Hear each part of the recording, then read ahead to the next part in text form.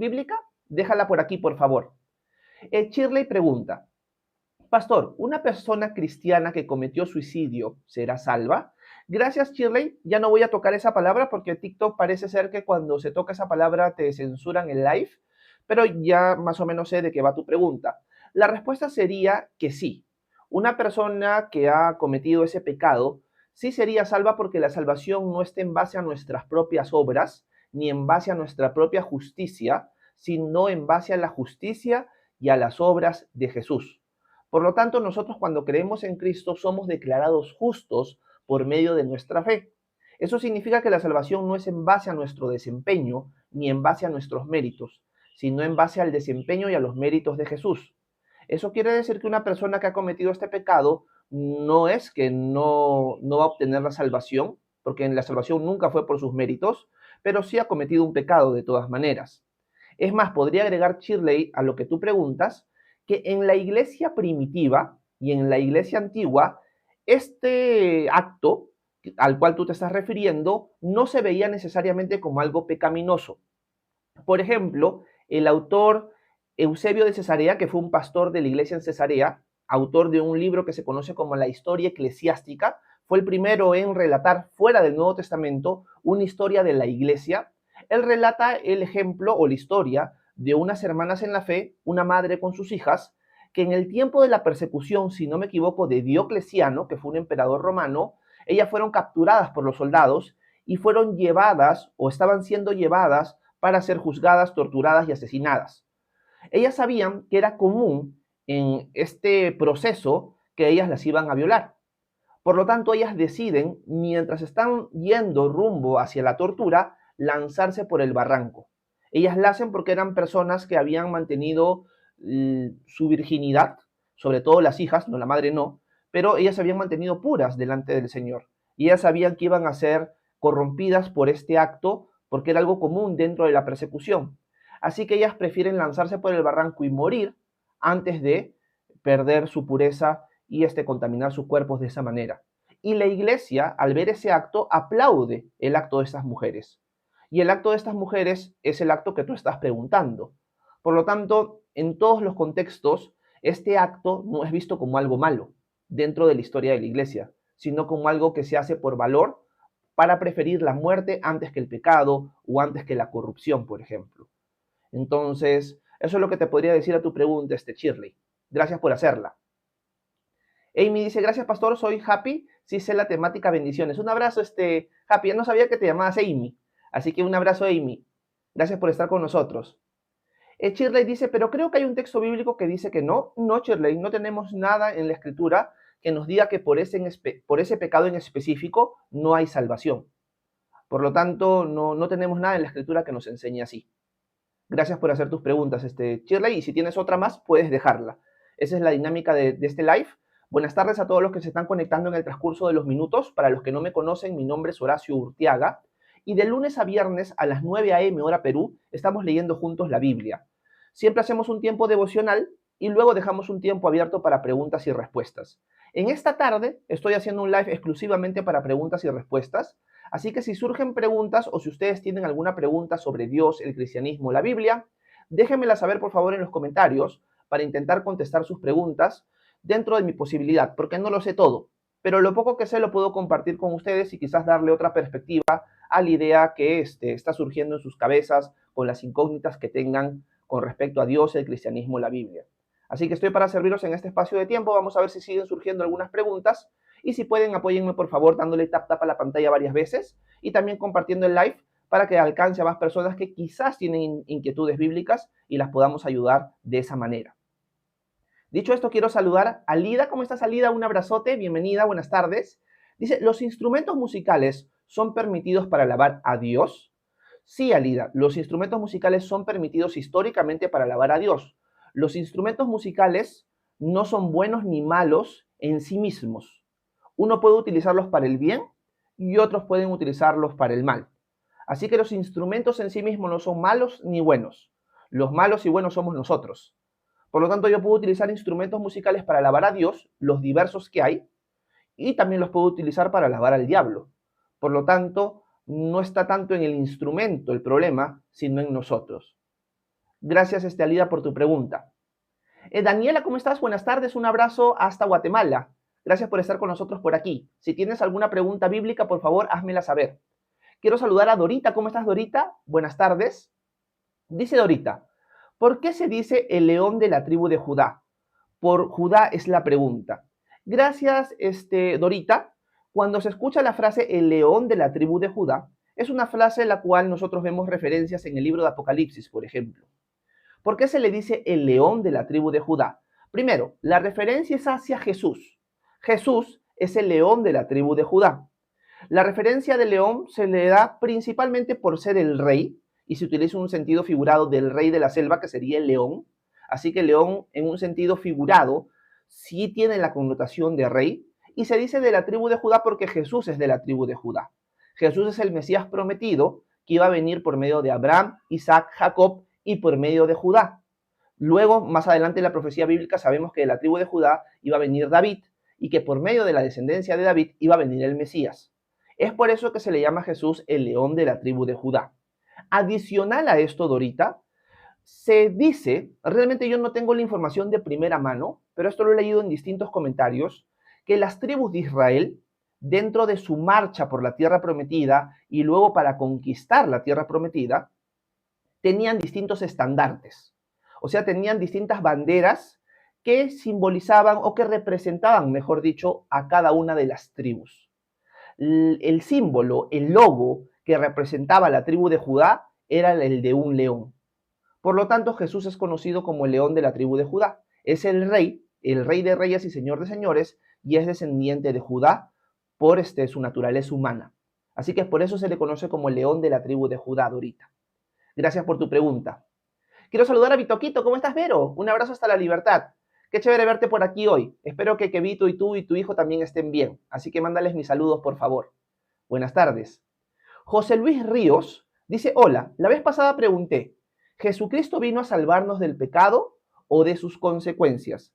Gracias, José Luis, por tu pregunta. Sí la vi, solo que el tiempo quedó corto. Y cuando la leía ese día en la mañana, luego de finalizar el live, me puse a pensar en la respuesta. Y yo creo que vino por las dos, José Luis. Jesucristo vino a salvarnos del pecado. ¿Por qué vino a salvarnos del pecado? Porque uno de los actos que Jesús hace con su muerte, resurrección y con su ascensión es que en un futuro Él nos va a restaurar en esta naturaleza caída que tenemos nosotros, en esta naturaleza mortal débil que nos lleva al pecado.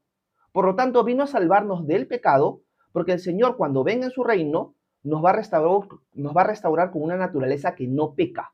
Así que nos vino a salvar del pecado, pero también nos vino a salvar de las consecuencias del pecado. ¿Por qué? Porque por culpa de nuestro pecado, nosotros somos culpables y merecemos la condenación eterna. Por lo tanto, Jesús, al cargar la culpa sobre él en la cruz, viene a morir por las consecuencias de nuestros pecados, para que nosotros no recibamos esas consecuencias. Él las recibe en nuestro lugar. Así que considero que la respuesta es doble. Jesús vino a salvarnos del pecado, porque en la eternidad vamos a reinar con Él sin pecado, y vino a salvarnos de las consecuencias del pecado, porque Él vino a cargar en Él el castigo por nuestros pecados. Así que considero que es doble la respuesta. Sería por las dos. Gracias, José Luis. Un abrazo, Dorita, hasta Ecuador. Dios te bendiga. Gracias por estar con nosotros. The Stadium Club dice lo siguiente. ¿Cómo estás? Buenas tardes. ¿Qué opina de celebrar Santa Cena en mi propia casa como si fuese a festejar días de panes sin levadura? Gracias por tu pregunta. Hay hermanos en la fe que conozco que aplauden, que animan a los cristianos a poder celebrar la Cena del Señor individualmente en tu casa, con tu familia. Esta práctica estaría bien, estaría mal. Ese es el tono de tu pregunta. Bueno, mi respuesta sería, no sería pecaminoso celebrar la Cena del Señor de esa manera, pero quizás no estaría apuntando a lo que realmente sí apunta la Cena del Señor. La Cena del Señor históricamente y tradicionalmente la ha celebrado la iglesia cuando se reúne en su conjunto. Cada iglesia local, reunida cada domingo, se reunía para celebrar la Cena del Señor. El propósito principal era hacer memoria de lo que Jesús había hecho por nosotros. Cuando comíamos el pan, recordamos que Él ha sido molido por nuestros pecados. Cuando tomamos la copa, recordamos, hacemos memoria de que ahora estamos en un nuevo pacto que se obtuvo por medio de su sangre. Y también recordamos que Él va a volver, que mientras participamos de esto, estamos recordando la muerte del Señor hasta que Él venga. Pero esto lo hacemos en un contexto de iglesia, en un contexto de familia, más allá de la familia nuclear, porque somos el pueblo de Dios juntos recordando esto. Es más, también la iglesia no solamente lo veía como un memorial, sino también como una participación con Cristo. O sea, apuntaba a la cena que nosotros tendremos con Cristo en su reino. Jesús en el libro de Mateo soltó distintas veces profecías que anunciaban que íbamos a comer con Él en un banquete en su reino. Esto es algo que se veía o se ve en el Antiguo Testamento también. Por lo tanto, también cuando nos reunimos como iglesia, no solo recordamos en su conjunto quién es nuestro Señor y que Él va a volver, sino también participamos con Él en un sentido espiritual de esta cena futura que celebraremos con Él cuando Él vuelva. Pero siempre el contexto es de iglesia, no de familia nuclear única. Jesús va a celebrar la cena con todo su pueblo, con toda su iglesia, con todos sus hijos, no solamente con uno. Por lo tanto, celebrar la cena del Señor en casa ya partiría de un concepto individualista que nosotros tenemos el día de hoy. No partiría del mandamiento de Cristo dado a los 12, no solamente a la familia de Pedro o a la familia de Juan, sino a los 12, y luego la práctica de la iglesia de hacerlo de una manera comunal, como familia, como iglesia local. Yo creo que nos alejaríamos de la intención del Señor de mandarlo para recordarlo a Él, pero también para manifestar la unión del cuerpo de Cristo cuando lo celebramos juntos. Así que no es pecaminoso celebrar individualmente, pero muestra una característica individualista de nuestra época que pierde muchas cosas que no se pierden cuando se celebra como iglesia. Así que yo creo que el énfasis principal es celebrarlo como congregación, como iglesia. Gracias, Sodium Club, por tu pregunta. Déjenme ver si tenemos algunas otras preguntas por aquí. Daniela dice, ¿es necesario congregarse para ser salvos? Gracias, Daniela, por tu pregunta. Bueno, yo creo que lo que vienes estudiando con nosotros en la carta a los romanos ya te da la respuesta.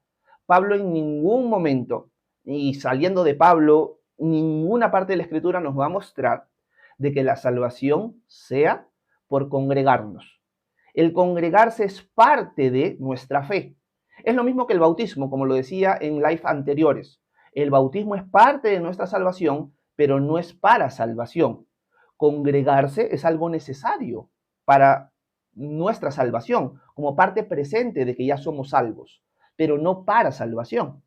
Entonces, la salvación, como lo hemos visto hoy en Romanos capítulo 10, sucede como un regalo de Dios que yo recibo cuando confieso con mi boca que Jesús es el Señor y creo en mi corazón que Dios lo levantó de los muertos.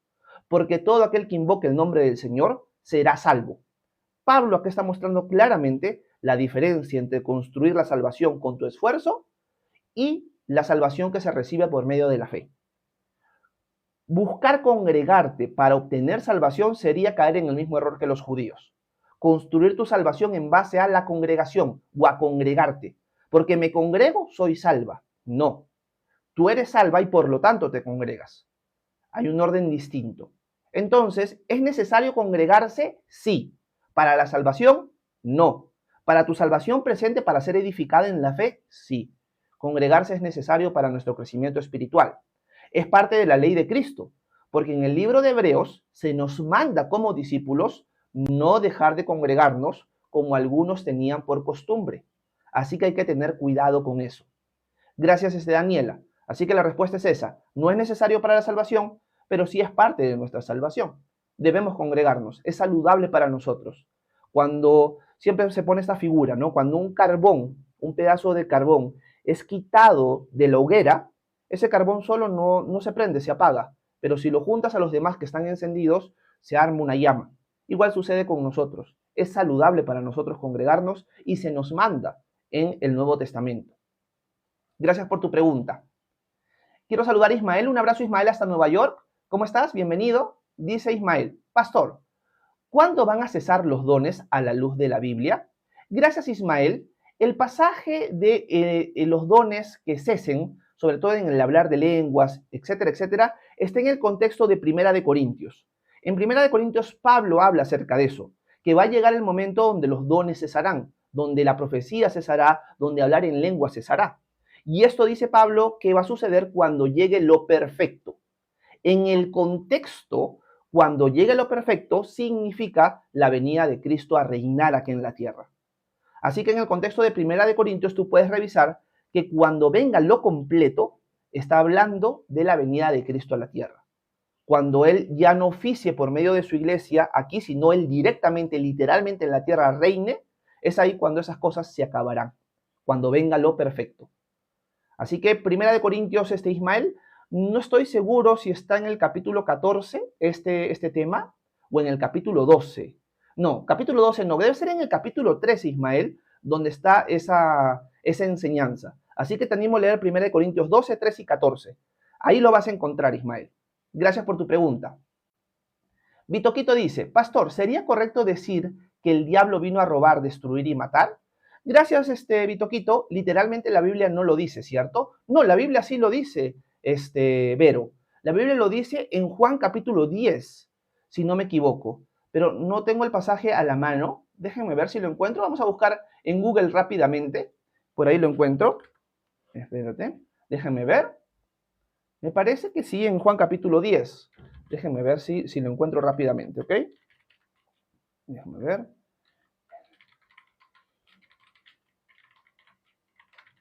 Déjenme ver un ratito. Mil disculpas por la demora. Sí, en Juan capítulo 10, versículo 10, Vero. Vamos a ponerlo en pantalla, ¿ok? Déjenme ponerlo en mi Biblia que tengo aquí. Y vamos a ponerlo. Ajá, listo. Dice, el ladrón, hablando del enemigo, dice, no viene sino para hurtar, matar y destruir. Yo, en cambio, diría Jesús, he venido para que tengan vida y para que la tengan en abundancia. Por lo tanto, Vero, sí es correcto decir que el enemigo ha venido a matar, robar y destruir, a la luz de Juan 10:10. Gracias por tu pregunta. Déjenme ver. Sodium Club dice, vamos a ver, gracias por su respuesta, Pastor. ¿Va a subir este video a YouTube? Un abrazo. No, Sodium Club. Generalmente el tiempo de preguntas y respuestas, así que hago en las tardes, no lo subo a YouTube.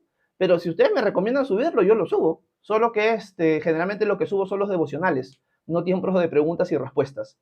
Así que si quieres lo subo. Y lo subo por privado, si quieres, o en público, no sé. Si lo ven algo necesario de subir, yo lo subo, no hay problema. Si es para servirlos a ustedes, yo feliz. Vitoquito dice, ¿cómo explicar a un no creyente que las traducciones de la Biblia no son de inspiración divina?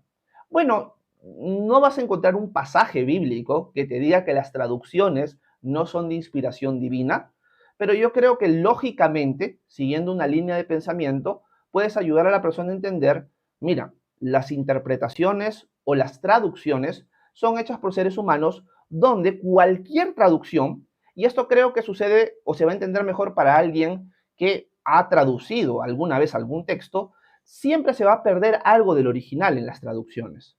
Por lo tanto, lo inspirado por Dios es lo escrito en el idioma original, en el idioma hebreo, en el idioma griego, y es más, hasta cuando nosotros estudiamos el contexto en el cual se dijeron ciertas palabras, se va a entender mucho mejor cada palabra en su idioma original. Por lo tanto, la inspiración ha surgido en los idiomas donde o en el cual se escribieron estos textos. En el idioma griego, en el Nuevo Testamento, y en el idioma hebreo, aunque también hay arameo en el Antiguo Testamento. Así que yo creo que es algo más que todo de implicación lógica. No siempre cuando tú traduces algo a otro idioma, se va a perder algo del original. Sea el contexto, sea algo que la palabra deja o no dice en verdad. Y por lo tanto, esto es algo que se ve en cualquier traducción, en verdad, no solamente en las traducciones bíblicas, sino en cualquier traducción de un idioma a otro.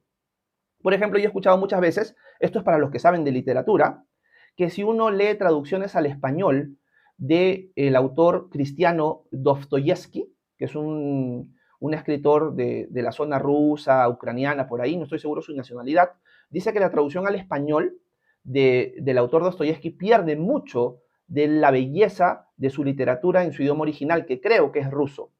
Imagínense, en una obra que no es inspirada por Dios, sucede eso. En una traducción de la Biblia al castellano, al inglés, a cualquier idioma, se va a perder ciertas cosas.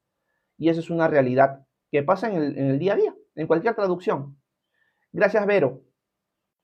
Talita Kumi dice, es como cuando quieres tener buena salud y solo comes verduras, pero si no comes carne no tienes los mismos beneficios. Gracias, Talita. Creo que Talita se está refiriendo al tema de la importancia de congregarse. Gracias por tu comentario. Por aquí aparece JF, así que le mando un abrazo. JF, ¿cómo estás? Buenas tardes. Dice, ¿hay nuevas revelaciones para la iglesia hoy? La respuesta sería no, JF. Considero que quizás en el futuro van a haber nuevas revelaciones. ¿A qué me refiero con eso? Cuando nosotros estudiamos el libro de Apocalipsis, vemos de que Dios le da una revelación al apóstol Juan, la revelación del libro de Apocalipsis. Y dentro de la revelación que Dios le da al apóstol Juan, tenemos el juicio de los 7 sellos, de las 7 copas, o los 7 truenos y las 7 copas. Pero entre las 7 copas y los 7 truenos, perdón, ya me trabé, mil disculpas por eso. Hay los 7 sellos, las 7 trompetas y las 7 copas, ¿ok? Sellos, trompetas y copas. Pero entre las trompetas y las copas hay 7 truenos. Pero cuando Juan quiere escribir lo que contiene el juicio de los 7 truenos, Dios le dice que no lo escriba. Por lo tanto, eso significa que el contenido de esos 7 truenos va a ser revelado en el futuro, quizás en el periodo del día del Señor. En ese periodo mismo, cuando aparezcan los 2 testigos, cuando aparezca el anticristo, quizás en ese momento va a haber una palabra de parte de Dios revelando el contenido de los 7 truenos. Eso no significa que va a suceder hoy, por si acaso. Nosotros con el libro de Apocalipsis terminamos la revelación en este espacio de tiempo, en esta época. Esto no quiere decir que en un futuro y en las siguientes épocas posteriores, hablando del reinado de Cristo y el estado eterno, vayan a existir otras revelaciones. Podría ser que sí. No hay nada que diga que no. Como tu pregunta gira en torno al hoy, la respuesta sería no. Podría tu pregunta surgir en consecuencia. Entonces, Horacio, ¿para qué sirve el don de profecía el día de hoy? Y esa sería una muy buena pregunta subsecuente a la que acabas de hacer. Y la respuesta sería lo siguiente, que el don de profecía tiene la intención no de añadir escritura. El don de profecía tiene la intención de animar, de exhortar, de corregir y hasta de alertar a la iglesia en distintas cosas prácticas concerniente a cada iglesia local. Puede ser que va a venir un tiempo de hambruna y hay que ahorrar. Puede ser que hay hermanos que van a pasar hambre y hay que preparar para la ayuda a ellos, como sucede en el libro de los Hechos.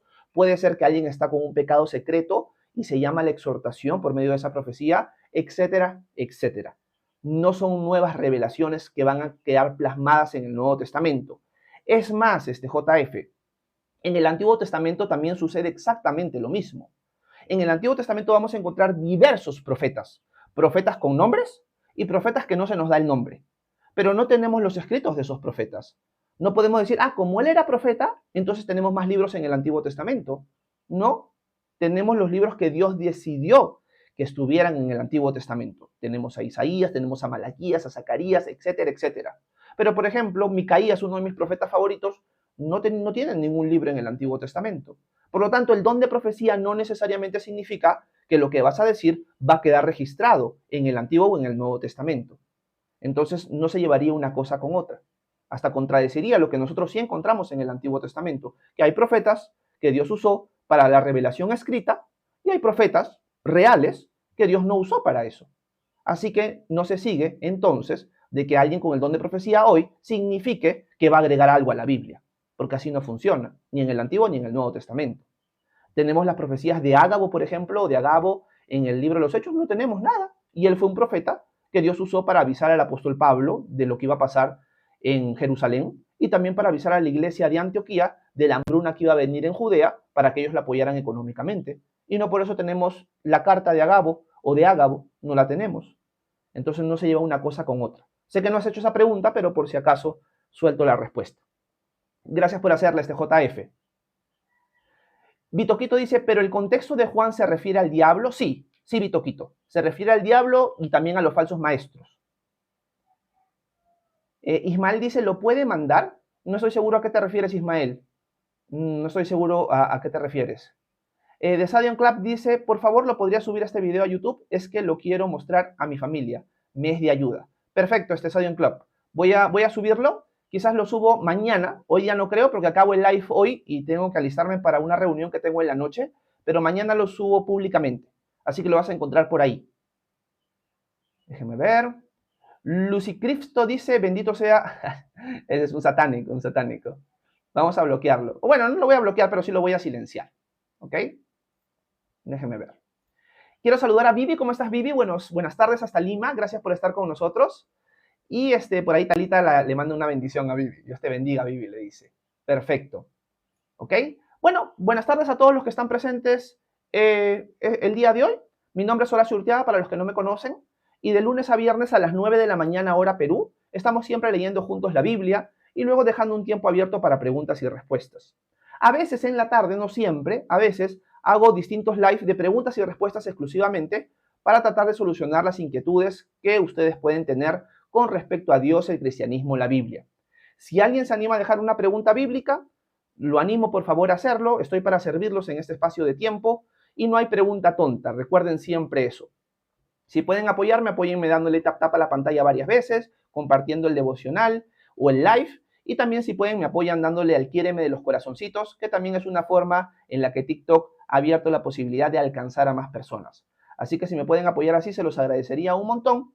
Y voy a esperar a ver si surgen algunas preguntas en el transcurso de estos minutos para intentar responderlas. ¿Ok? Juancho dice, llegué tarde, hermano Horacio. ¿Cómo estás, Juancho? Hoy día estoy haciendo solamente tiempo de preguntas y respuestas. Si tienes alguna duda bíblica, déjamela, por favor. No hay pregunta tonta, cualquier pregunta es válida, así que estoy para servirlos. Déjenme ver. Mari también, ¿cómo estás, Mari? Bienvenida, buenas tardes. El Jesus ASMR dice, ¿los niños van al cielo cuando mueren y no tienen conciencia? Gracias por tu pregunta. Bueno, considero que sí. Considero que los niños que no han llegado a la edad de conciencia, la edad de diferenciar entre lo bueno y lo malo, a través de diferenciar el aceptar a Cristo o rechazarlo, la salvación que Jesús otorgó por medio de la cruz los alcanza a ellos. Considero que, por ejemplo, el rey David, en el libro de Segunda de Samuel, cuando muere el hijo que él tuvo con Betsabé y que esto llevó a que él asesinara a Urías elitita, él entiende cuando el hijo muere de que su hijo se ha ido a la presencia de Dios. No entiende que su hijo se ha ido al infierno o algo así. Es más bien cuando él está orando y ayunando y vestido de cilicio por la sanidad de su hijo, y él se llega a entender que su hijo muere, llega la noticia a él se viste y empieza a comer. Y sus soldados están como contrariados, ¿no? Porque David, cuando su hijo estaba enfermo, está prácticamente postrado en el piso, pero cuando su hijo muere, ya se pone como si nada hubiera pasado. Y ellos le preguntan a David, ¿qué pasó? ¿Por qué te comportas así? Y David dice, es que antes yo le pedí al Señor que mi hijo se me mantuviera, yo poder estar con mi hijo. Pero ahora mi hijo ya no está conmigo, ahora yo, dice David, voy a ir donde está él. Por lo tanto, en el pensamiento de David, su hijo que ha partido está en la presencia del Señor. Así que no hay un texto directo que diga los niños que mueren antes de un tiempo de conciencia van al cielo, pero vemos ejemplos como el de David que nos muestran que en el pensamiento judío un bebé o un niño cuando moría no es que, ya se condenó, sino todo lo contrario, que sí iba a la presencia de Dios. Gracias por tu pregunta. Déjenme ver si hay otras preguntas por aquí. Gracias por dejar sus preguntas esta tarde. Déjenme ver. Déjenme ver por aquí. Tenemos el comentario, la pregunta de María Belén. Dice, buenas tardes. ¿Es cierto que la ansiedad o la depresión son malos espíritus? Gracias. Gracias, María, por tu pregunta. La respuesta es no. No tenemos nada en la Escritura que nos muestre que la depresión viene por malos espíritus. Sí, tenemos una guerra espiritual. Eso sí, la Biblia lo expresa. Esa guerra espiritual puede llevar a sentirnos depresión. ¿En qué sentido? Pensamientos negativos o pensamientos de tristeza, pensamientos de condenación que pueden venir a nosotros de una manera espiritual. Viene de la nada que, ¿sabes qué? Le has fallado al Señor, el Señor no quiere saber nada de ti, ¿para qué lo vas a seguir? Eres un hipócrita, etcétera, etcétera. Cosas así, que te pueden llevar, si no tienes puesta la armadura de Dios, a sentirte deprimida por culpa de esta guerra espiritual. Así que sería esta depresión en base a una guerra espiritual, en base a un espíritu, en base a un ser divino, malévolo, que busca hacerte daño. Pero que se te mete un espíritu y que ese espíritu te cause depresión, no. Es más bien la guerra espiritual que nosotros experimentamos que nos puede llevar a la depresión. Esto es solamente un área de la depresión. Hay depresión física también, que esa ya no es espiritual, esto es algo químico en tu cerebro que está fallando. Así que la depresión puede ocurrir por distintas cosas. La depresión también puede ocurrir, y es algo que vemos en la Biblia, por una falta de fe. ¿En qué sentido? Piensas que Dios va a hacer una cosa de una manera, pero no lo hace así. Sucede de otra forma. Y como no pasan las cosas como tú quieres, empiezas a entrar en depresión. Y esto es porque querías que las cosas sucedieran a tu manera y no a la manera de Dios. Entonces caes en una depresión porque las cosas no salen como tú pensabas.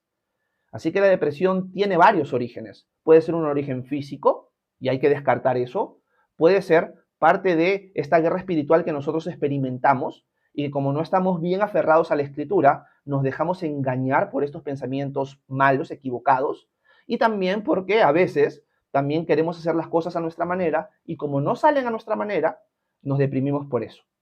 Así que hay varios motivos por el cual uno siente depresión, pero no es por posesión espiritual, no es que un espíritu se te mete y te hace causar depresión. Generalmente la depresión en estos tres casos, siempre el origen surge en nosotros, no en otros. Gracias, María. Déjenme ver. Shirley dice, mi hijo de 13 años pregunta, ¿por qué el 7 es número perfecto? Muchas gracias por tu pregunta a tu hijo Shirley. Lo que sucede está en que Dios, y esto sí Dios no lo ha explicado en la Biblia, Dios no ha dicho, ¿sabes qué? ¿Saben qué creación mía, hijos míos? Yo quiero utilizar este número para enseñar esto, por aquello. No, Dios no lo ha dejado explícito el por qué utiliza cada número de tal o cual manera. Realmente la Biblia no nos muestra por qué Dios decidió utilizar, por ejemplo, el número 7 como un símbolo de número perfecto o un número que hable de divinidad. ¿Por qué el número 8 lo muestra como un número de nuevos comienzos? Por ejemplo, también tenemos el número 40, que habla de un periodo de prueba o como un periodo de juicio también. También vemos materiales, como por ejemplo el bronce, que habla de juicio. También vemos que la plata habla de salvación, de redención. Vemos que el oro habla también de divinidad, al igual que el número 7. ¿Por qué es que Dios lo ha hecho así? Realmente no lo tengo claro eso. Realmente no hay texto bíblico que nos explique el por qué. Pero lo que sí vemos es que Dios trata de enseñarnos a través de la narrativa, a través de las historias que realmente ocurrieron, que Él tiene hasta el control de mover los números para mostrarnos de que Él estuvo ahí presente de principio a fin. Por ejemplo, aunque no es con números, sí es con números. Hay un pasaje en el Nuevo Testamento que me encanta porque es como Dios une historias para que nosotros nos demos cuenta que Él estuvo orquestando todo desde el principio. Y la historia gira en torno al número, no estoy seguro si es 12, me puedo equivocar, ¿ok? No me acuerdo si es 12, pero es un número en específico. Pero no me acuerdo el número. Ay, qué cólera. Pero la historia sucede con respecto a esto. Jesús está ministrando, está enseñando. Y hay una mujer que sufre de flujo de sangre, una enfermedad que no tenía cura. Voy a poner el número que he pensado, que es 12, por 12 años. ¿Ok? Si alguien sabe el número, me lo corrige por los comentarios. ¿Ok? Y esta mujer sufre de flujo de sangre durante 12 años. Ella ha escuchado de Jesús y se acerca a Jesús. Pero Jesús está rumbo a la casa de una niña que ha fallecido o que está enferma en verdad, todavía no se sabe que ha muerto. Jesús ya lo sabe, pero su papá no. Y su papá le dice, Jesús, por favor, anda que mi hija está enferma para que tú la sanes. Jesús empieza a ir, pero de repente alguien lo toca. Hay una multitud que lo está tocando, pero él siente que de su lado, de su parte, ha salido poder. Y él dice, ¿quién me ha tocado? Y era esta mujer que había sufrido durante 12 años, poniendo el número, si me estoy equivocando, perdón, que ella lo había tocado el borde de su manto y había sido sanada. Jesús le pregunta quién la ha tocado, ella responde y le dice, hija, tu fe te ha sanado. El papá está desesperado porque quiere que llegue a la casa. Cuando llegan a la casa, después de este imprevisto con esta mujer que había sufrido su flujo de sangre durante 12 años, llega y la hija ha muerto. Hay lloronas que están ahí chillando, por así decirlo, y Jesús les dice, tranquilos, ella no está muerta, sino está dormida. La gente se burla de él. Y Jesús hace que todos salgan de la casa, excepto el papá, la mamá y 3 discípulos que entran con él, que es Pedro, Jacobo y Juan. Y Jesús le dice a esta niña, niña, a ti te digo, levántate. Como por acá hay una hermana que su nick es Talita Kumi. Niña, a ti te digo, levántate. Y la niña resucita. Interesantemente, la mujer había sufrido durante 12 años flujo de sangre. Y la niña que había fallecido y que fue resucitada tenía 12 años de edad. O sea, Dios orquesta dos historias en un mismo día, en un mismo momento, usando un número en específico para mostrar yo estuve en control de todo. Así que no fue coincidencia que esta mujer de 12 años de flujo de sangre me tocara y que yo resucitara a esta niña en el mismo día. Yo estoy en control. Por lo tanto, los números sí tienen un significado a la luz de cómo Dios desarrolla la historia de la salvación, pero también nos muestran que Dios ha estado en control desde el principio y que Dios tiene el control de mover y mostrarnos a través de números ciertas lecciones y ciertas cosas que estaban fuera del control de las personas. Dios sí estaba en control. Así que eso es lo que puedo decir, Shirley, para tu pequeño. Así que gracias, espero que me haya dejado entender, por lo menos. Muchas gracias por la pregunta. ¿Ok? Voy a volver a subir y gracias a los que me pusieron que sí eran 12. ¿Ok? Tenía miedo de equivocarme con respecto a eso. Ok, vamos a seguir leyendo. Amy dice, una pregunta, ¿puede una mujer compartir la prédica y no es casada, pero vive con una pareja? A ver, una pregunta, ¿puede una mujer compartir una prédica y no es casada, pero vive con una pareja? No estoy seguro, Amy, cuál es el sentido de compartir la prédica. ¿Te refieres a compartir un enlace de una prédica? ¿Te refieres a predicar? ¿Te refieres a enseñar en la iglesia? Si puedes, déjame en los comentarios más abajo específicamente a qué te refieres con compartir una prédica. ¿Que la mujer predique? ¿A eso te refieres? ¿Es una mujer que no es casada, es conviviente y la van a invitar a predicar en la iglesia? ¿A eso te refieres? ¿O estás hablando en otro contexto? Si puedes, ayúdame con eso, por favor, para responderte mejor. Quiero saludar a Angie. ¿Cómo estás, Angie? Un abrazo hasta Argentina. Dios te bendiga, hermana. Dice, hola, pastor. ¿Me podría decir qué piensa de si el infierno es eterno o si va a tener un final? Gracias, Angie. El día de hoy ha surgido en las redes sociales la discusión con respecto a esto, ya que hay un personaje cristiano americano que es muy conocido para algunos de nosotros, que se llama Kirk Cameron, que ha salido públicamente a decir que él ya no cree en un infierno eterno. Él cree que el infierno va a tener un fin. Vamos paso a paso, Angie, con respecto a tu pregunta. Lo primero que tenemos que decir es que la enseñanza del infierno es una enseñanza doctrinal ortodoxa bíblica. ¿Qué quiero decir con esas palabras raras? Que es algo que la iglesia siempre ha creído. La existencia del infierno es algo que toda la iglesia siempre ha creído desde sus orígenes hasta el día de hoy. Un grupo religioso que no cree en el infierno no es parte de la iglesia sana, ordenada, ortodoxa, que nosotros conocemos desde el principio de los apóstoles. La enseñanza del infierno es una enseñanza apostólica, una enseñanza que viene de Cristo. Lo que se discute, Angie, es la duración de este infierno, es la duración del juicio que van a recibir aquellos que rechazaron a Cristo. La posición clásica y mayoritaria es la que sostiene que el infierno es un lugar de tormento que van a experimentar aquellos que rechazaron voluntariamente al Señor. Aquellos que dijeron, yo no quiero saber nada del Creador, yo no quiero saber nada de Jesús, y por lo tanto, por su propia voluntad, terminan en un lugar que según Mateo 25 estaba destinado para Satanás y para los demonios, no para el ser humano. Y por lo tanto van a pasar la eternidad ahí. Un capítulo que es importante para entender esta postura es Mateo 25, donde se habla de las ovejas entrando a la vida eterna y a los cabritos heredando la condenación eterna. El libro de Apocalipsis también nos muestra que el fuego de este lugar y este tormento, que puede ser una figura, no necesariamente es que realmente hay fuego ahí, va a arder por los siglos de los siglos. Por lo tanto, los que sostienen esta postura van a decir, si nosotros le quitamos la eternidad al infierno, también le estaríamos quitando la eternidad a la vida.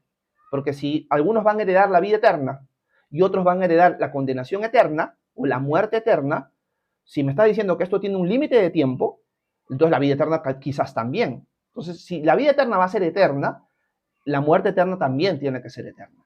Y esa es la postura clásica, una postura que yo sostengo hasta el día de hoy. Con esto no estoy diciendo que yo esté cerrado con respecto a esto, así que puede ser que en un futuro cambie mi postura.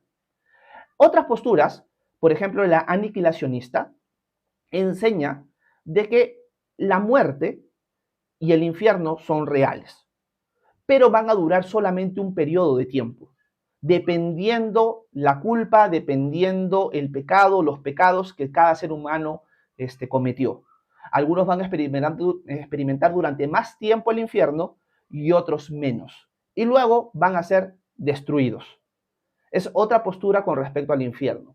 Es una postura más, por así decirlo, misericordiosa hacia aquellos que son los enemigos de Dios, pero no es una postura que no existe desde la antigüedad. Desde la antigüedad, desde el principio de la historia de la iglesia, hubo personajes que sostuvieron esto, que decían, no, el infierno no es eterno, es real, pero va a durar un espacio de tiempo. Hay un doctor en teología, que respeto mucho, que ya falleció, que se llamó Michael Heiser. Michael Heiser es alguien que cuando tocaba el tema del infierno decía que había muy buenas posturas para la clásica y para la aniquilacionista. Las dos consideran que vamos, o sea, los que rechazan a Cristo van a ir al infierno, pero uno es por la eternidad, por los siglos de los siglos, y la otra es por un espacio de tiempo y luego van a ser destruidos y ya no van a sufrir más.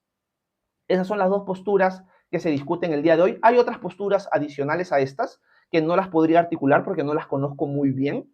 Hay un libro que me quiero comprar de un judío que se llama Eitan Bar, que trata sobre el infierno y una perspectiva judía del infierno, y parece ser, por lo que he leído hasta ahora de él, que él considera que al final la gente se va a salvar. O sea, eso ya sería universalismo, que al final todo el ser humano se va a salvar, pero que estos van a pasar primero por el infierno como un fuego purificador. Ellos lo ven así. Así que todavía no conozco esa postura, la voy a estudiar en un futuro y te la podría ilustrar más adelante, Angie. Pero estas son las dos principales. La segunda postura, la que el infierno no es eterno, generalmente se basa en el sentido de que en el libro de Apocalipsis se nos dice que la muerte va a ser destruida. Por lo tanto, si la segunda muerte a la luz de Apocalipsis es el infierno y la muerte va a ser destruida, significa que la gente que está ahí va a ser destruida también. Entonces ya no sería una muerte eterna porque la muerte va a ser destruida. Y utilizan otros pasajes y hablan más de un sentido figurado de todo el tema del infierno. Yo por el momento, Angie, sigo sosteniendo la postura clásica, pero es porque no he estudiado el tema a profundidad. Así que yo no puedo decir, estoy 100% convencido de la postura clásica y la otra me parece equivocada. No, yo sostengo la postura clásica porque es la que me enseñaron y todavía no he tenido tiempo para estudiar las diversas posturas adicionales. Así que estoy abierto a seguir aprendiendo. Gracias, Angie. Sé que hay un pastor en TikTok que es muy famoso, que se llama Mauricio Scott, que sostiene la segunda postura. Él considera que el infierno no es eterno. Gracias, Angie, por tu pregunta. Talita Kumi dice, hay mucho debate en cuanto al nombre de quién debemos bautizarnos, del Padre, del Hijo y del Espíritu Santo o de Jesús. Bueno, Talita, gracias por tu pregunta. En verdad no debería haber mucho debate en esto. Yo creo que los grupos sectarios como los unitarios y otros más son los que vuelven a sacar esto, y como no hay proponentes que traten de responder esto en las redes sociales o por internet, mucha gente se confunde. Te lo respondo rápidamente. En Mateo 28 encontramos que Jesús manda a sus discípulos. Esto no es un texto agregado, es un texto que está en el original del libro de Mateo, que Jesús manda a bautizar a sus discípulos en el nombre del Padre, del Hijo y del Espíritu Santo. Por lo tanto, es un texto original, es un texto canónico y no agregado.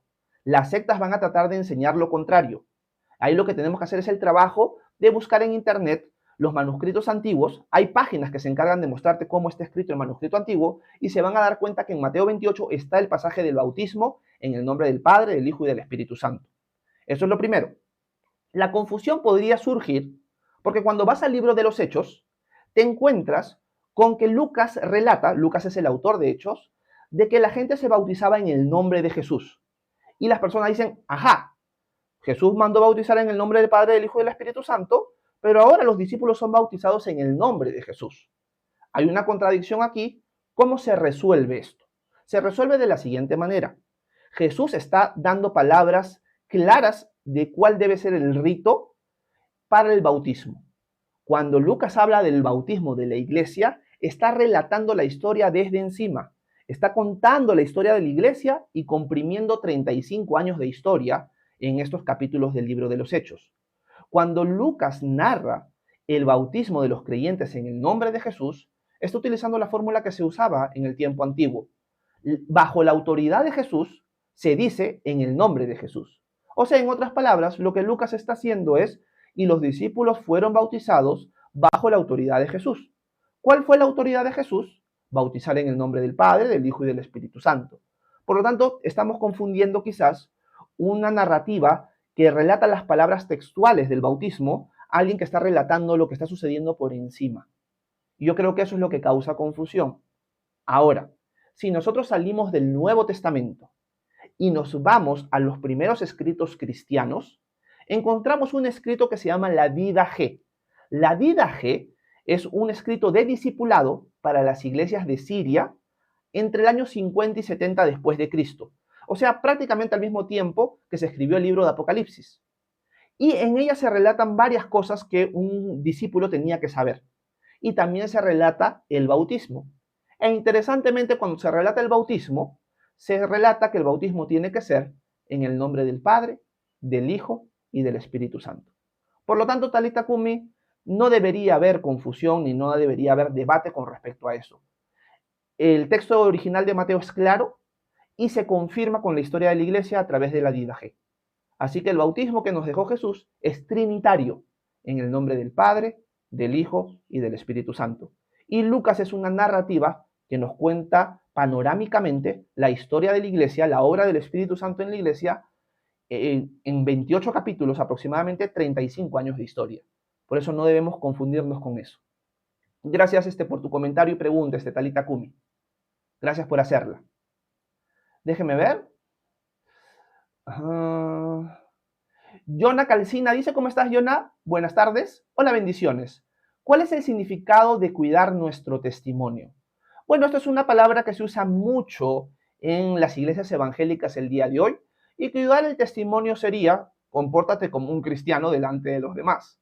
No cuida tu testimonio. O sea, no hagas con tu vida parecer de que estás cayendo en pecado o causes dudas con respecto a eso. Compórtate íntegramente delante de los demás. Eso es cuidar el testimonio. Yo diría que nosotros deberíamos cuidar nuestro testimonio delante de Jesús, más que delante del prójimo. Primeramente es a Él al que servimos. Así que el público al que yo sirvo es de un solo hombre, y ese hombre es Jesús. Así que yo voy a cuidar mi testimonio delante de Él. Gracias, Yona.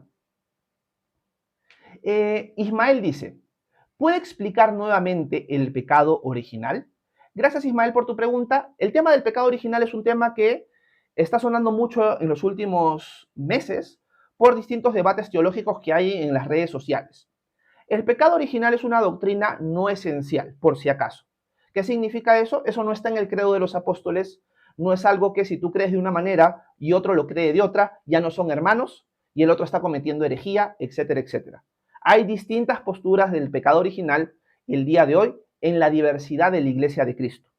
La Iglesia de Occidente tiene una postura principal, la Iglesia de Oriente tiene otra postura con respecto al pecado original.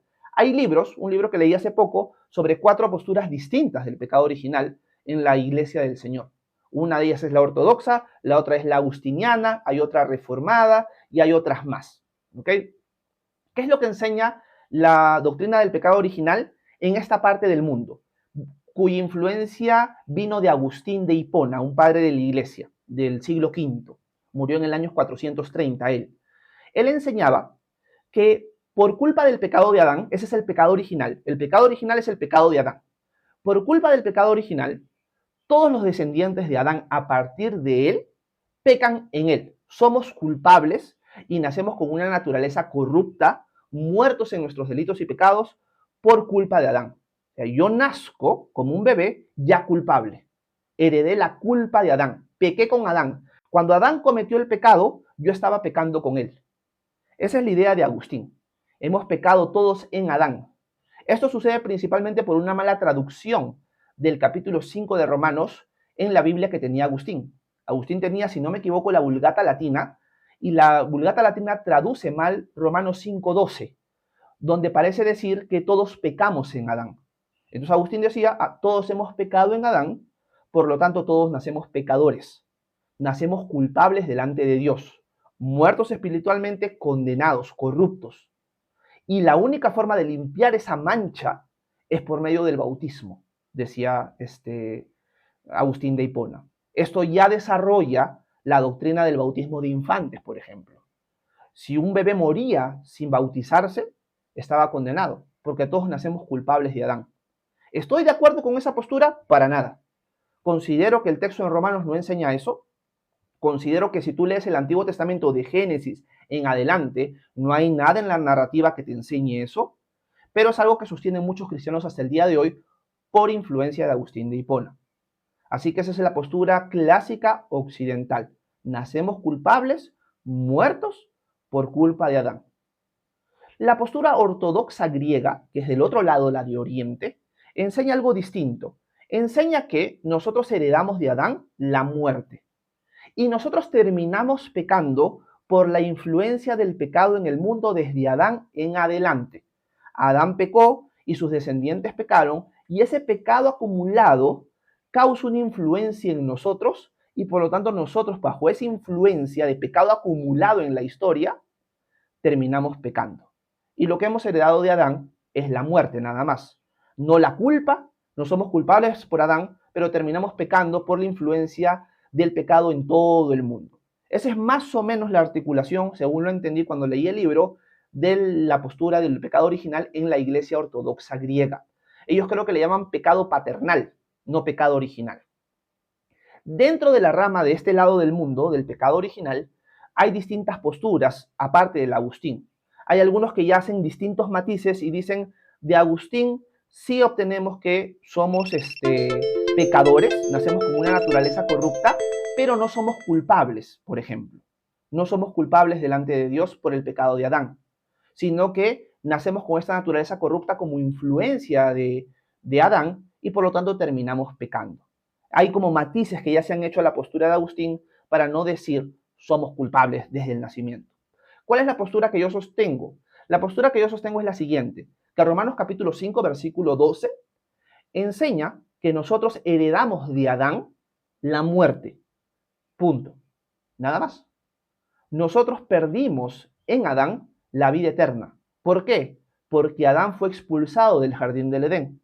En el jardín del Edén, Adán y Eva tenían acceso al árbol de la vida. Cuando son expulsados del árbol de la vida, del jardín del Edén, el ser humano va a morir, lamentablemente. Y nosotros ahora, descendientes de Adán, morimos. No estamos en el Edén. No vamos a tener vida eterna hasta que Cristo venga y nos restaure y nos dé cuerpos glorificados. En un sentido tenemos vida eterna, espiritualmente, son como el adelanto del reino de Dios en nosotros. Pero hasta que Cristo no venga y restaure todas las cosas, vamos a morir. Yo voy a envejecer y voy a morir, si Cristo no viene antes. Entonces, esa mortalidad nosotros la heredamos de Adán, pero no somos culpables de nacimiento. Yo no tengo la culpa del pecado de Adán, y por lo tanto ahora yo recibo la culpa por lo que hizo Adán en el pasado. Considero que eso no se sostiene a la luz de la Escritura. Y es más, sostengo, Ismael, que eso no se sostiene a la luz de la Escritura por lo siguiente, por Jesús. Jesús, cuando toma nuestra naturaleza, se hace hombre. Por lo tanto, Jesús tiene dos naturalezas, verdaderamente Dios y verdaderamente hombre. Si la naturaleza humana en sí misma de Adán fuera culpable, Jesús, al hacerse hombre, ya sería culpable. Porque Jesús es descendiente de Adán de todas maneras, al hacerse verdaderamente hombre. El libro de Romanos nos muestra que Jesús es del linaje de David. Así que aquellos que dicen, no, es que Jesús vino de María nomás, me están saliendo fuera del contexto de la Biblia. Sí, nació de María, pero María es descendiente de David. Por lo tanto, todos venimos de Adán al final. Así que si Jesús se hizo hombre y tomó naturaleza humana, y la naturaleza humana es pecador en sí misma, Jesús hubiera nacido pecador. Pero Jesús no es pecador. Lo que heredó Jesús, o lo que obtuvo Jesús al hacerse hombre, sí es la mortalidad. Por eso murió, pero no la pecaminosidad. Entonces, nosotros en Adán nacemos mortales, vamos a morir, y vamos a terminar pecando sí o sí. Todo ser humano es pecador. Porque sin la asistencia de Dios, por nuestras pasiones vamos a terminar pecando. Y eso es lo que sucede con todos nosotros. Todos pecamos hasta que nuestra naturaleza, nuestro cuerpo, sea redimido, sea restaurado. Cuando tengamos cuerpos en gloria, ya no pecaremos. Mientras estemos en estos cuerpos mortales y débiles, vamos a terminar pecando. Así que el pecado original lo que causó en el ser humano fue privarnos de la asistencia de Dios, que sí teníamos en el jardín del Edén, y otorgarnos la muerte. Así que nacemos débiles, con pasiones que nos llevan a pecar, y nacemos mortales, vamos a morir. Esa es la doctrina del pecado original como la entiendo yo. Distinta obviamente a la de Agustín y distinta a la de los ortodoxos griegos. Gracias, Ismael, por tu pregunta. Me tomé un montón de tiempo para responderla, pero son las distintas posturas que hay. Gracias, Ismael. Por acá, Benjamín dice, ¿qué Biblia usa? Yo uso la Reina Valera contemporánea para leerla en las enseñanzas que hago en las mañanas, y también me gusta la Biblia de las Américas, ¿ok? Gracias por tu pregunta. Déjenme ver por aquí si hay otra pregunta. DJ, no sé si seguirá por aquí, dice, buenas tardes, una pregunta. ¿Las mujeres pueden predicar o esto es exclusivo para el hombre? Gracias, BJ, por tu pregunta. Las mujeres sí pueden predicar. Considero a la luz del texto bíblico que las mujeres no pueden ser obispas o obispos, no pueden ser pastoras, pero la mujer sí puede enseñar. Vemos en el Nuevo Testamento que el don de maestro no es exclusivo de los hombres. Encontramos en el Nuevo Testamento mujeres que enseñan a otras mujeres y mujeres hasta que enseñan a hombres. Por ejemplo, cuando Apolos, un discípulo, predica en una sinagoga en la ciudad de Éfeso, Priscila y Aquila, una pareja de esposos, corrigen a Apolos. Priscila no tuvo ningún problema en corregir a Apolos y enseñarle mejor las cosas. Vemos que la mujer es llamada a enseñar, vemos que la mujer es llamada a profetizar, así que la mujer puede tener los distintos dones del Espíritu como el Espíritu quiera darlos. Lo que sí aprendemos en 1 de Timoteo capítulo 2 y capítulo 3 es que el rol de autoridad en la casa de Dios, la iglesia, es para el hombre. Así como el esposo es cabeza del hogar, el hombre debería ser el obispo o pastor de la iglesia, pero solamente en ese cargo, en el rol de pastor, no en el rol de enseñar a alguien. Me parecería absurdo de que el día de hoy, en las escuelas dominicales para niños, la mujer sí le puede enseñar al hombre, pero cuando el hombre llega a cierta edad, ahora sí ya no. Me parece absurdo eso. O sea, algo cambia en el niño que se convierte ahora en hombre y ahora la maestra ya no le puede enseñar a él. ¿Por qué si cuando fue niño sí le pudo enseñar, ahora ya no? No tiene mucho sentido eso. En cambio, el rol de autoridad dentro de la iglesia local sí está destinado para el hombre. Y Pablo usa el ejemplo de Adán y Eva para sustentar esto. Adán fue creado primero y luego la mujer. No por un tema de superioridad, por si acaso, sino por un tema de orden divino. Así que el hombre debería ser el pastor de la iglesia local y no la mujer. Esto no priva a la mujer de enseñar, de servir, etcétera, etcétera. Gracias, BJ, por tu pregunta. JF dice, pastor, ¿el paraíso está vacío? Considero que no, JF. Considero que el paraíso no está vacío. Por eso Jesús le dice al ladrón en la cruz, de cierto te digo que hoy estarás conmigo en el paraíso. Así que considero que no. Vivi pregunta, ¿qué cosa es la Cabala? La Cabala es una secta judía, Vivi, que es media mística, media satánica, pero realmente no conozco sus creencias. He escuchado simplemente de pasada siempre la Cabala o la Cábala con referencias a una secta judía que tiene creencias místicas, pero no sé qué creen específicamente. Gracias, Vivi. Quiero saludar a Jefferson Parras. ¿Cómo estás, Jefferson? Un abrazo hasta Estados Unidos. Déjeme ver. Por acá me confirmaban que sí eran 12 años. Cristian dice, Jared Kushner será el cuerno pequeño. ¿Se refiere al anticristo? Cristian, si sigues por acá, considero que no lo podemos saber y considero que quizás no deberíamos estar enfocados en buscar al anticristo, sino en poner nuestros ojos en Jesús, en el Cristo. Y que la única forma en la que nosotros podamos saber quién es el anticristo en el futuro es cuando primero se arme una alianza de 10 naciones. Cuando se arme la alianza de 10 naciones, como lo profetizó Daniel y el libro de Apocalipsis, recién ahí podremos saber quién va a ser el anticristo, si es que estamos para ese momento todavía aquí. Considero yo de que nosotros no vamos a estar en ese periodo, pero me puedo equivocar. Por eso, si no hay una alianza de 10 naciones, no va a ser en vano tratar de averiguar quién es el anticristo.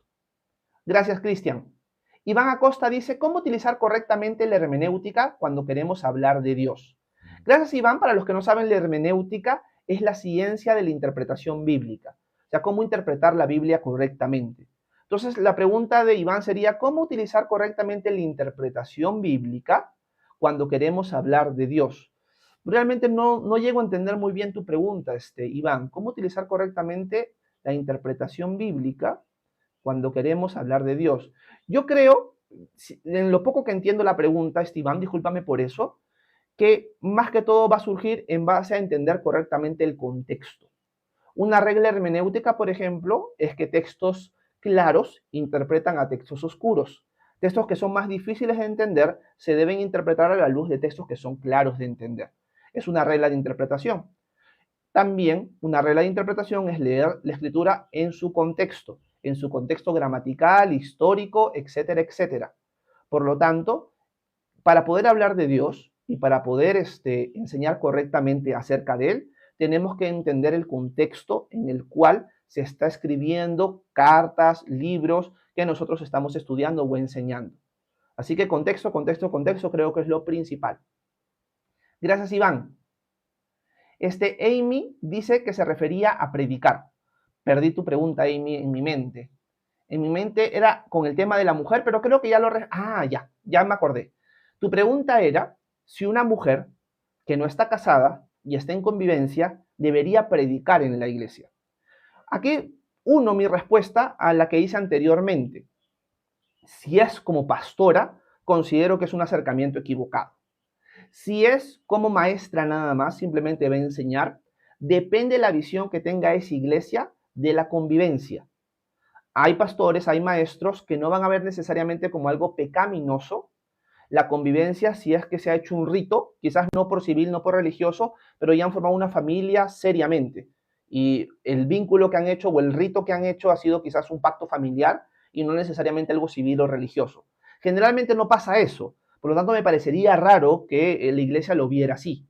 Así que lo que considero es que quizás esta mujer está en yugo desigual, quizás, no lo sé, y va a enseñar en la iglesia. Yo creo que al final es una decisión de cada iglesia local si permiten esas cosas o no. Yo no necesariamente lo voy a ver como algo malo, Amy, pero primero tendré que conocer qué es lo que piensa la congregación en sí y cuál es la situación real de esta señora o de esta mujer. Entonces aquí yo no te podría dar una opinión muy clara al respecto porque no conozco la situación de la congregación, ni de esta mujer, ni el contexto que los rodea. Así que fallaría en darte una apreciación correcta. Gracias, Amy. Juancho dice, si vive en concubinato, ¿no puede predicar en la iglesia o estoy mal, pastor? Realmente es que no sé el contexto de esta situación, Juancho. Yo considero que no. Ese sería mi primer acercamiento. Mi primer acercamiento sería que no, pero no conozco la situación completa. ¿Y por qué es que se está permitiendo o se está animando a esta mujer a enseñar? No sé cuál es ese contexto. Déjenme ver. Milton Montoya dice, una pregunta, ¿Jehová y Jesús y el Espíritu Santo son tres o uno solo? Gracias. Yo creo que para reformular tu pregunta sería lo siguiente, sería más acertado. ¿El Padre, Jesús y el Espíritu Santo son tres o son uno solo? La respuesta cristiana sería los dos. Son un solo Dios, pero son tres personas distintas. Eso es lo que se conoce como la Trinidad. La Biblia nos enseña, la Escritura nos enseña que Dios es un solo ser. Tenemos un solo Dios. Pero este único Dios verdadero subsiste en tres personas, Padre, Hijo y Espíritu Santo. Hoy día, mientras enseñábamos Romanos capítulo 10, vimos que Pablo enseña que Jesús es el Señor y que si tú confiesas con tu boca que Jesús es el Señor y crees en tu corazón que Dios lo levantó de los muertos, serás salvo. Por lo tanto, hay una diferencia entre Jesús y Dios en este contexto. Es Jesús y el Padre. Pero más adelante, cuando Pablo sigue desarrollando la idea, dice lo siguiente, porque todo aquel que invoque el nombre del Señor será salvo. Pero el texto que usa Pablo es Joel capítulo 2. Y en Joel capítulo 2 dice lo siguiente, porque todo aquel que invoque el nombre de Jehová será salvo. Porque todo aquel que invoque el nombre de Yahweh será salvo. Pero Pablo le pone Señor, hablando en el contexto de Jesús. Esto quiere decir que para Pablo, el Padre y Jesús son distintas personas. Pero Jesús sigue siendo Yahweh, sigue siendo Dios o es Dios. Esto implica que los apóstoles entendían de que Dios es uno, pero este único Dios subsiste en tres personas distintas: Padre, Hijo y Espíritu Santo. Por eso es que el bautismo es en el nombre del Padre, del Hijo y del Espíritu Santo. Gracias, Milton, por tu pregunta. Déjeme ver. Jefferson Parra dice: hermano, ¿cuál crees que son los castigos que van a sufrir las personas que vayan al infierno? Michael Heiser fue un buen teólogo interesante, dice Jefferson. Realmente no lo sé, Jefferson. Realmente no lo sé. No estoy seguro si la historia del rico y Lázaro ejemplifica un poco, de una manera figurada, lo que van a pasar las personas en el infierno, ¿no? Una sensación de calor, una sensación de sed que nunca va a cesar. Eso es lo que pareciera indicar lo que Jesús cuenta en Lucas capítulo 16. Más de eso no lo sé. Déjenme ver. Diana Marcela, ¿cómo estás? Buenas tardes. Santo, dice Diana, hasta que alguien lo explica. No sé a qué te refieres, Dianita, pero gracias por tu comentario. Dorita dice: ¿por qué ahora quieren hacer lo contrario, hacer algo que Jesús no dijo? Yo lo bautizo en mi nombre. Somos cartas leídas por los hombres en donde mostramos a Jesús en obediencia. Gracias, Dorita. Bueno, el problema surge más que todo por una mala interpretación del libro de los Hechos y porque hay grupos religiosos, como los unitarios, que van a aprovechar eso para instruir equivocadamente a la iglesia y confundirla. Ese es el problema, Dorita, más que todo. O sea, más que todo no es un problema de que alguien encuentre esta confusión y se guíe por eso, sino porque hay gente detrás que está tratando de confundir a las personas. Ese es el problema principal. Soy Patricia Rojas, ¿cómo estás? Dice: somos culpables desde el nacimiento. Ay, qué terrible, no le crean. Bueno, Patricia, estaba contando, estaba contando las posturas. No estaba diciendo mi postura, Patricia.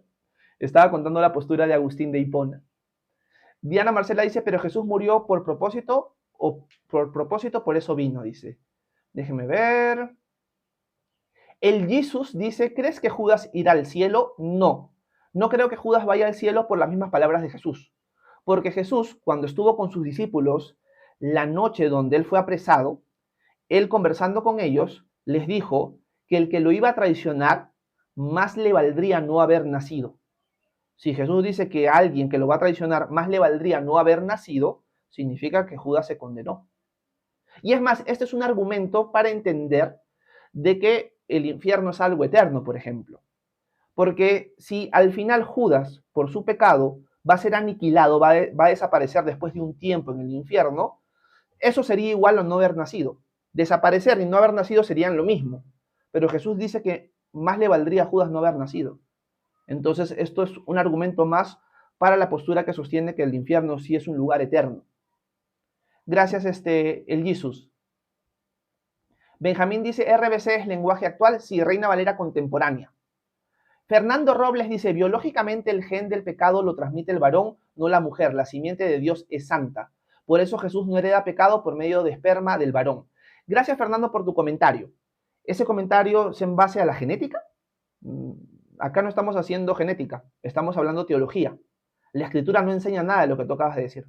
La Escritura no enseña de que el gen del pecado y cosas así vengan por medio del hombre. En la Escritura, ¿vamos a encontrar eso? Ni noticias. No hay nada de eso al respecto. Es algo que te has sacado del bolsillo tú. Eso no lo enseña la Escritura. Déjenme ver.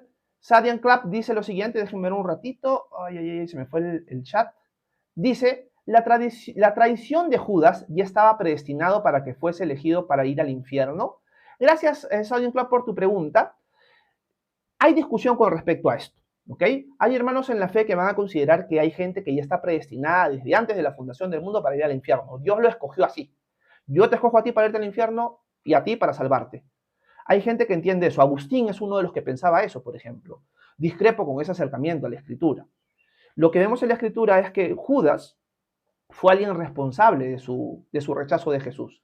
Y que Jesús hasta el último momento, esto lo vemos en Juan capítulo 13, le ofreció a él señal de amor, de compañerismo, para que él no lo traicionara. Pero Judas aún así decidió traicionarlo. Así que Judas termina condenado por su propia responsabilidad. Solo que es difícil entender cómo es que Dios ya sabía que eso iba a pasar, porque Dios está por encima del tiempo. Entonces Dios sabe que Judas lo va a traicionar, pero Judas en su libre albedrío escoge traicionar a Jesús. Y esa es la dinámica entre la soberanía de Dios y la responsabilidad del hombre que confunde a muchas personas. Gracias, Sion Club, por tu pregunta. Benjamín pregunta a qué iglesia asisto. Yo asisto a una iglesia independiente en la selva del Perú, en una zona que se llama Rodríguez de Mendoza, Benjamín. La iglesia a la que asisto se llama Manantial de Vida. Natalia dice, buenas tardes. ¿Qué es el Hanukkah? Gracias, Natalia. El Hanukkah es una fiesta israelita que no es una fiesta ordenada por Dios en Levítico capítulo 23. Levítico capítulo 23 es el capítulo donde se resumen todas las fiestas, que son 7, y es una fiesta que surge mucho tiempo después del tiempo de Moisés.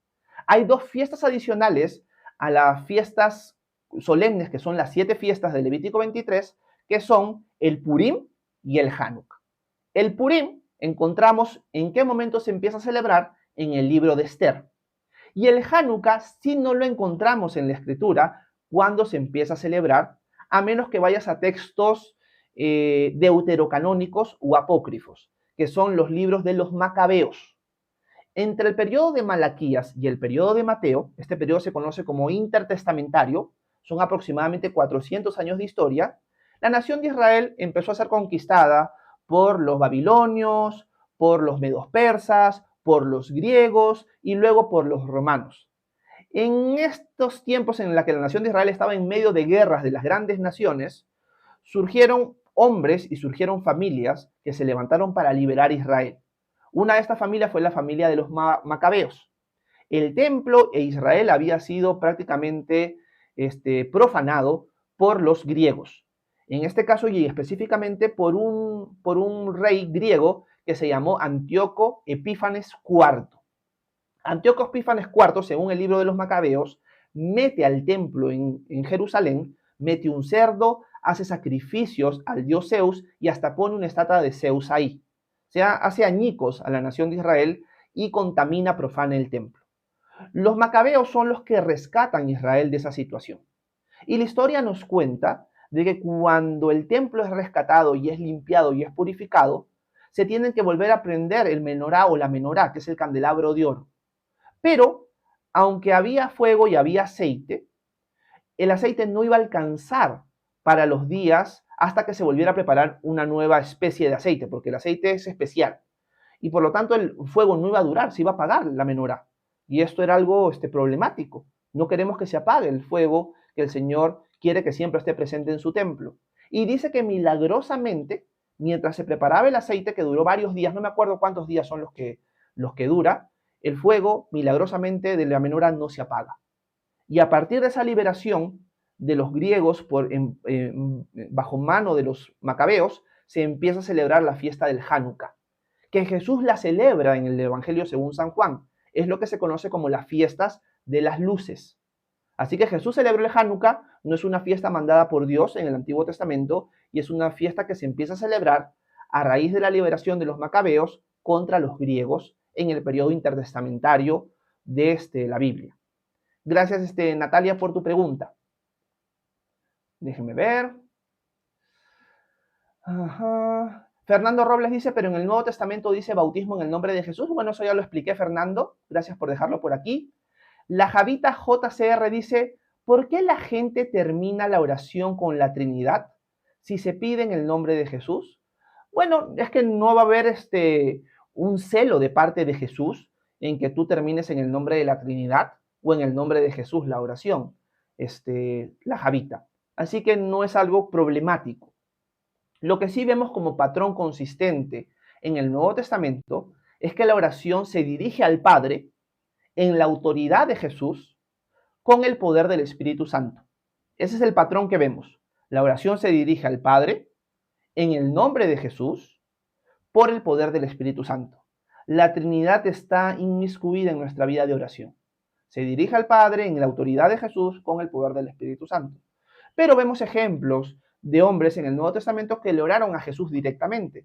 Por ejemplo, tenemos a Esteban en Hechos capítulo 7, que él le dice, Señor Jesús, recibe mi espíritu. Su oración fue directa a Jesús. Así que no es que la Trinidad o el Padre o el Hijo o el Espíritu Santo se van a poner celosos de que, oye, ¿por qué te diriges al Espíritu? Me debes dirigir a mí. Oye, ¿por qué te diriges al Hijo, a mí o al Padre? No, no, no, no va a haber eso, porque son uno. Así que no hay competencia entre las personas divinas. Gracias, Javita.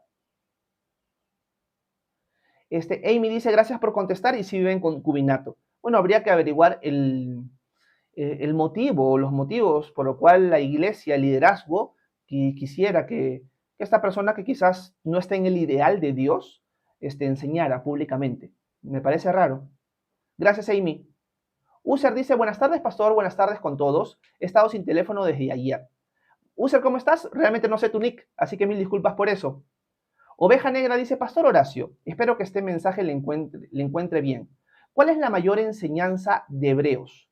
Gracias, Oveja Negra, por tu pregunta. La carta de Hebreos, que es una carta que creo que, estoy orando por eso, voy a enseñar acabando la carta de Santiago los días lunes, tiene como mensaje principal enseñar la superioridad de Cristo, que Él es el sumo sacerdote, que Cristo es superior a los ángeles, que Cristo es superior a Moisés, que Cristo es superior a Aarón, que Cristo ha establecido un mejor templo, un mejor sacrificio, un mejor sacerdocio, etcétera, etcétera. Así que el libro de Hebreos nos pone a Jesús como superior de distintas cosas. Superior de los ángeles, superior de Moisés y superior en sacerdocio. Así que es el mensaje principal de Hebreos o la mayor enseñanza de Hebreos. Me encanta el pasaje en Hebreos donde se nos dice que Jesús es un sumo sacerdote según el orden de Melquisedec, no según el orden de Aarón.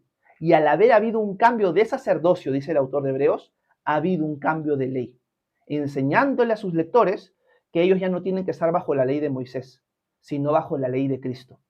Porque el sacerdocio de la ley de Moisés era de Aarón. Jesús es sacerdote no según Aarón, porque es de la tribu de Judá, sino según el sacerdocio de Melquisedec. Por lo tanto, ha habido un cambio de ley también. Y eso me encanta del libro de Hebreos. Gracias, Oveja Negra, por tu pregunta.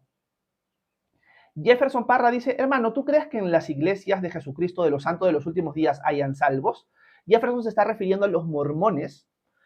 No puedo negar de que puede haber salvos ahí. Gente que no sigue la enseñanza mormona y que ha empezado a leer la Biblia por su cuenta y llega a creer en Cristo y seguirlo a Él. Pero es una excepción a la regla. No creo que sea la regla. La iglesia de los santos de los últimos días, la iglesia mormona, es una iglesia falsa. Es una iglesia que guía a la gente a la perdición, no a la salvación. Es una iglesia que enseña que nosotros nos vamos a convertir en dioses, así como Jesús es Dios. Que Jesús es el hermano de Satanás, por ejemplo, y que nosotros vamos a heredar planetas. Los mormones tienen una revelación adicional a la escritura, que es el libro del Mormón. Un libro que ya científicamente, arqueológicamente ha sido demostrado que es falso. Así que es una secta que guía a la gente a la perdición. Pero eso no significa que Dios pueda rescatar, aún de en medio de alguien de ahí, a una persona. Déjame ver. Fernando me dice que era una pregunta lo que él puso. No encontramos nada en la Biblia, Fernando, que hable de que el pecado entra por el hombre y no por la mujer. Amy dice, ni noticias y se mata de risa. Sí, es una frase de un youtuber que seguía yo hace tiempo. Vivi dice, entonces Judas no tuvo opción de arrepentimiento al decirle mejor no hubieses nacido. Vivi, es que Jesús no le dice mejor no hubieses nacido. Jesús advierte que aquel que lo va a traicionar, mejor le hubiera sido no haber nacido. Se está dando una advertencia de lo que va a pasar con este hombre que lo va a traicionar. Judas sí tuvo opción de arrepentirse. En Juan capítulo 13, Vivi, vemos que Jesús le otorga a él el pan de amistad. O sea, en la mesa, tú podías agarrar, todo se comía con pan, no había cucharas, ¿ya? Se comía con pan ese pan duro, ese pan que es sin levadura, y se sumergía en la sopa y todos comían de una misma sopa. El que organizaba o el que estaba dirigiendo la comida, la persona principal de la comida, podía extender en señal de amistad, de compañerismo, de amor, un pedazo hacia otra persona. Y eso hace Jesús con Judas. Le entrega eso para mostrarle su amor, cuando Judas ya se había propuesto traicionarlo. O sea, Judas ya había hablado con el liderazgo religioso para traicionarlo y Jesús le sigue mostrando amor, porque Jesús ya sabe lo que ha hecho. Pero Judas aún así no se arrepiente. Así que Jesús hasta el final buscó su arrepentimiento, pero Judas tomó esa decisión. Gracias, Vivi. Grace dice, buenas tardes, pastor. ¿Nuestras mascotas vendrán con nosotros? Gracias, Vivi, realmente no lo sabemos. La Biblia calla al respecto. La Biblia nos muestra animales descendiendo del cielo en el libro de Apocalipsis, pero específicamente caballos. Así que no sabemos si en el reino de Cristo nuestras mascotas van a estar con nosotros. Realmente no lo podemos saber. Sería chévere que sí, pero la Biblia no lo dice. Así que donde la Biblia calla, nosotros deberíamos callar también. Simplemente son suposiciones nada más. Diana Marcela dice, explícame, porque yo he aprendido que el pecado se hereda medio del hombre, pecado que heredamos de Adán. Gracias, Diana, es que no hay ningún texto bíblico, Diana, que nos muestre eso. El único texto que se puede usar es Romanos 5:12, que dice que nosotros de Adán hemos heredado la muerte. Voy a ponerlo en pantalla para que lo leamos juntos, ¿ok? Para que sepan a qué texto me refiero. Vamos a Romanos 5. Déjenme ver, y es una figura, he enseñado este capítulo, lo está subido en YouTube, así que si gustan lo pueden ver por ahí, donde enseño todo ese párrafo. Y vamos a poner el texto en pantalla. Dice Pablo, por tanto, como el pecado entró en el mundo por un solo hombre, y por medio del pecado entró la muerte, Adán pecó, entró la muerte, así la muerte pasó a todos los hombres, por cuanto todos pecaron. Una idea más correcta de la traducción del griego al español sería en esta última parte, y por lo tanto todos pecaron, o por lo cual todos pecaron. O sea, así como la muerte pasó a todos los hombres por culpa de Adán, esto es lo que heredamos de Adán, la muerte, porque la muerte pasó a todos los hombres, por lo tanto, por lo cual todos han pecado. Porque al heredar la muerte, al recibir esa naturaleza mortal, débil, sin la asistencia de Dios, siendo expulsados del jardín del Edén, ahora todos terminamos pecando. O sea, no hay un texto bíblico que considere, que aclare de que hemos heredado la culpa de Adán. O sea, Adán pecó y ahora todos nacen culpables. Si nosotros leemos Génesis, Éxodo, Levítico, Número y Deuteronomio, tampoco el texto de Génesis, de Éxodo, de Levítico no nos llega a mostrar esta idea de que, bueno, Adán pecó y ahora todos nacen culpables delante de Dios. No hay nada así. Es más, si uno revisa los textos judíos del tiempo de Jesús o antes o después, no vas a encontrar nada así. Esta forma de pensar surge en el siglo V recién de la iglesia con Agustín de Hipona, no antes. Entonces, eso más que todo es una influencia de un padre de la iglesia que ha permeado este lado del mundo. Porque si tú te vas a la iglesia de Oriente, la iglesia ortodoxa griega, ellos no creen así. Y eso ya te va dando un indicio de que esta es una enseñanza que ha surgido luego de siglos, no algo que viene desde los apóstoles. Si no, los ortodoxos griegos la tendrían también, y no tienen algo así. El texto bíblico no enseña eso. Gracias, por tu pregunta. Bueno, vamos a ir acabando ya con el tiempo de preguntas y respuestas. Gracias por haberme acompañado en este espacio de tiempo. Vamos a quedarnos unas preguntas más y acabamos, ¿ok? De nada, la Javita, estoy para servirte. Javier Berna dice, una pareja divorciada entra a la iglesia y quieren casarse. ¿Recomiendas que se den en matrimonio? Bueno, Javier, habría que conocer a la pareja. En temas matrimoniales, sea de nuevo matrimonio, sea de divorcio, sea de consejería, es mejor conocer a las personas, conversar directamente con ellas y sobre todo sería mejor en un contexto pastoral de alguien que las conoce tiempo y a las dos personas juntas. Por lo tanto, cada caso, Javier, es particular, se tiene que tomar con pinzas y no podemos decir sí o no rápidamente. Temas de familia, temas de pareja son muy complicados y tenemos que tratarlos siempre con pinzas y no podemos ser rígidos y tener una regla exacta para cada caso porque cada caso es distinto. Hay que tener mucho cuidado con eso. Así que no te podría recomendar o no podría recomendar algo públicamente aquí si no conozco a la pareja, no conozco la situación ni nada por el estilo. Porque estaría dando una idea equivocada de cómo resolver esas cosas. La idea es conocer, la idea es orar, la idea es aconsejar, la idea es escuchar antes de cualquier decisión. Gracias, Javier.